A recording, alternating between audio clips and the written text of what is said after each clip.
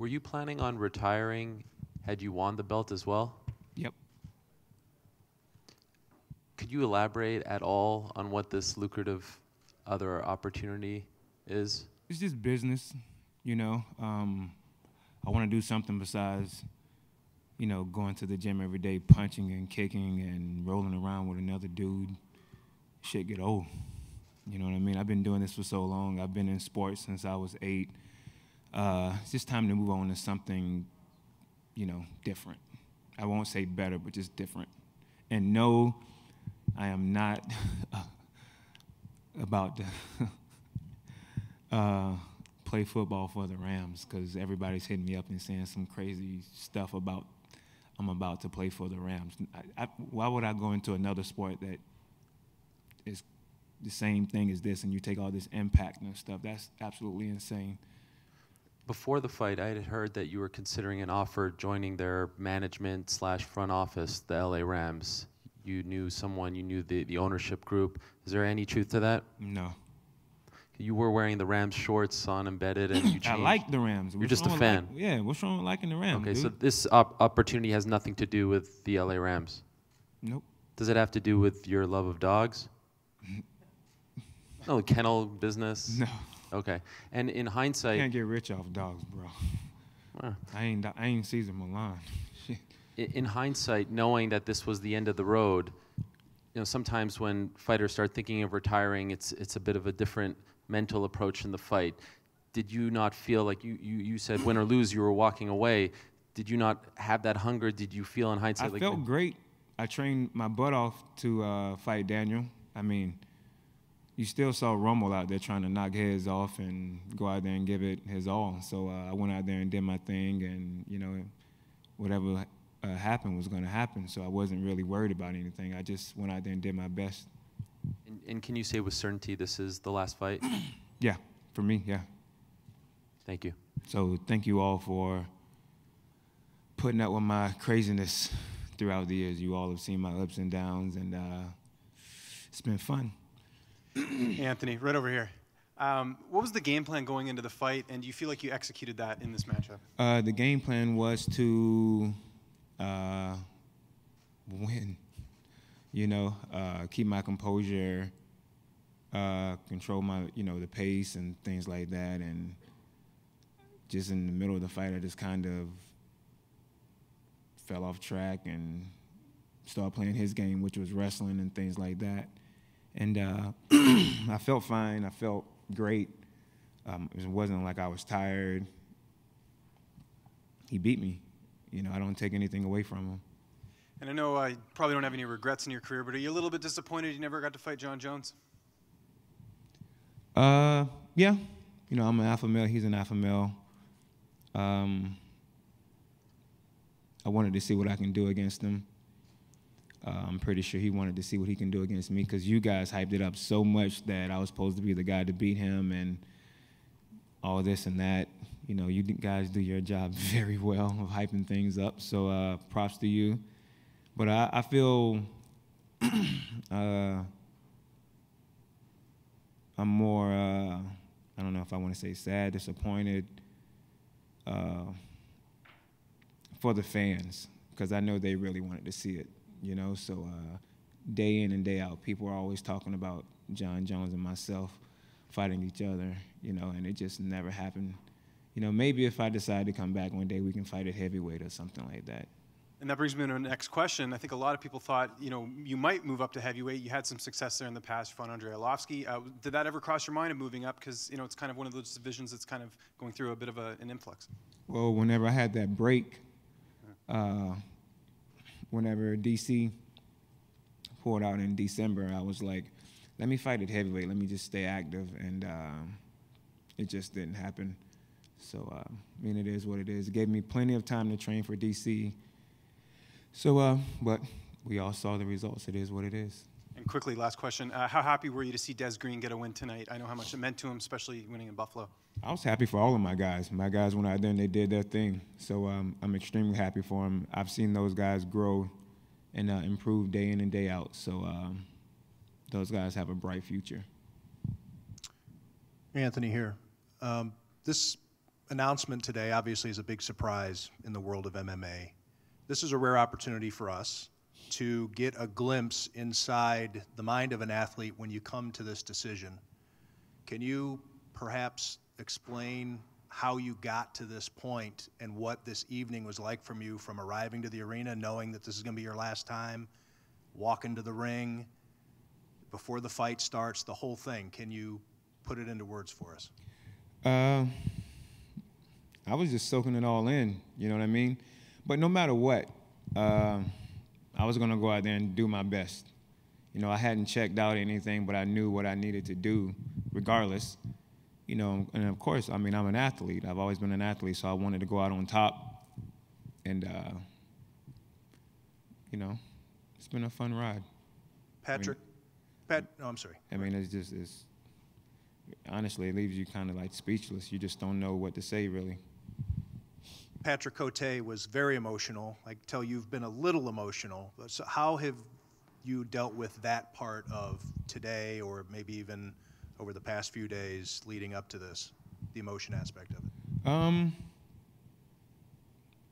Like I knew what I was gonna do. I knew what I needed to do, but I did my best just to focus on the fight and not worry about what was gonna happen after. You know, like I said, I hadn't checked out anything like that. You know, but it's like a fight. When it's over, it's over. You know what you need to do. You know the next step. You know, so my emotions weren't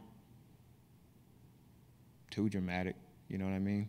Like I said, I've had a fun ride. I've been through a lot. The fans were great. You guys have been awesome to me. Some of you guys have been dickheads, and that's what it is. I'm just being honest.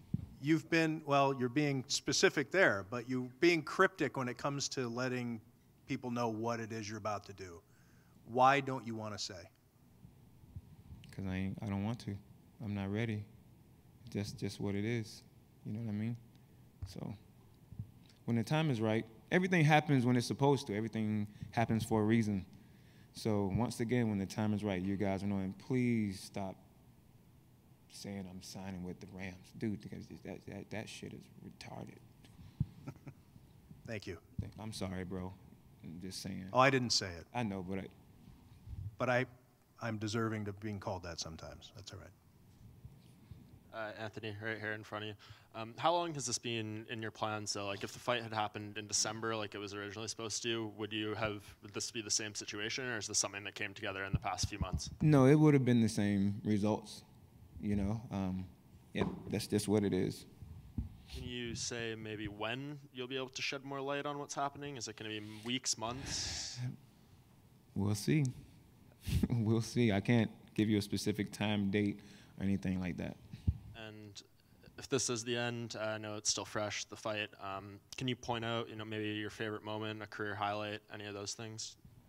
Every fight to me was a career highlight. I've just had so much fun from my very first fight in UFC till now, you know. Let me see. Had a 13-second knockout, my UFC debut.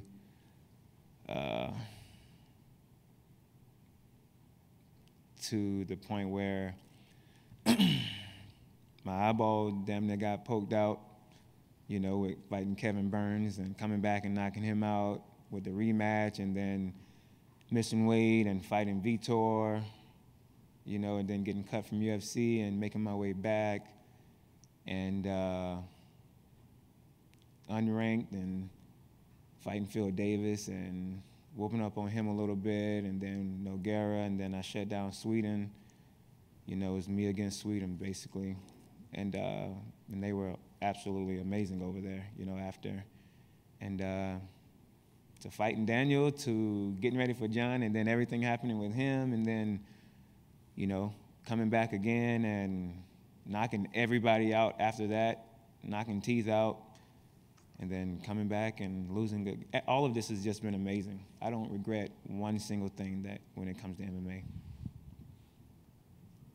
Hey, Rumble, right over here, right here.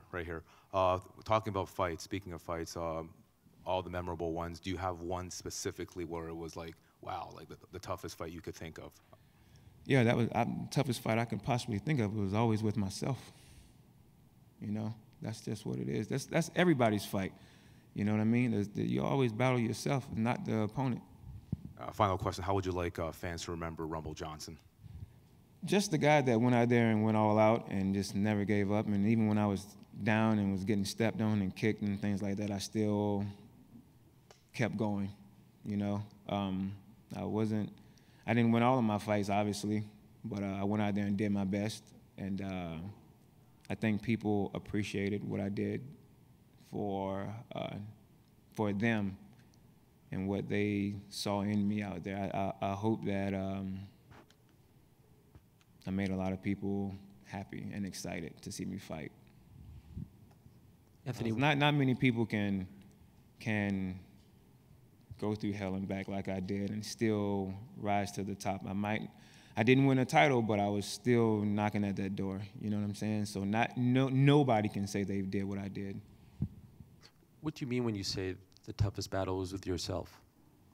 Oh, getting up every day and going to the gym and cutting weight, and once again, so much training and dealing with you guys, and you know, it's tougher than what people think. They think we just go train and it's so easy and come in there and fight, and you know, they think our life is a lot easier than what it is, but it's not. You guys know that. Do you wish that you would have fought at 205 earlier in your career? No, because if I would have tried to go up to fight at 185, I had Anderson and Rich Franklin and those guys. They would have whooped up on me so bad. And then, you know, trying to fight at 205, I got Randy and Chuck Liddell at the time when I first started. You know, I would have got beat up even worse. And, yeah, if I hadn't fought at 170, a lot of you guys probably wouldn't know who Rumble Johnson is. And just last thing, how much does your decision to walk away have to do with what's going on, you know, with the team and changing management and all that drama? Nothing None at of it. all. Okay. Nothing at all. Thank you.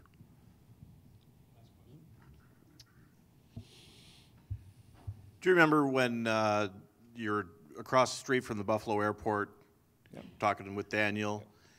On that day, he talked about not the want to fight John Jones. We talked about how he felt that he needed to do that. Is that what you took away from that? Explain to me what you think his mindset was and is right now. I don't know. I mean, you were there that day. Yeah, yeah. What do you think? What was he? Daniel's just a determined guy. He has the willpower to keep going, and he knows what he wants. You know what I mean? Yeah, he wanted to fight me, beat me, and then get to John. So and that's what he's doing. So far, he's completed his mission. So far, he wanted to be champion, and look what happened. Regardless, he's the champ. If I remember it correctly, and correct me if I'm wrong, he felt like it was something that he had to do. That he's kind of been haunted by this whole thing. Is that the way you saw it? Yeah, heard it? Yeah. I think he's been haunted by it, and I mean, he came in, smashed everybody, came down to 205, and then fought the pound for pound best fighter in the world, and John Jones, and got beat. Daniel has always been a competitor. I remember watching him in college wrestling. He fought, Kel Sanderson or whatever his name is, and lost. But you can still see the fire in his eyes that he did not like losing, and he wanted to get that W. You know, he wanted to get that loss back. Thank you.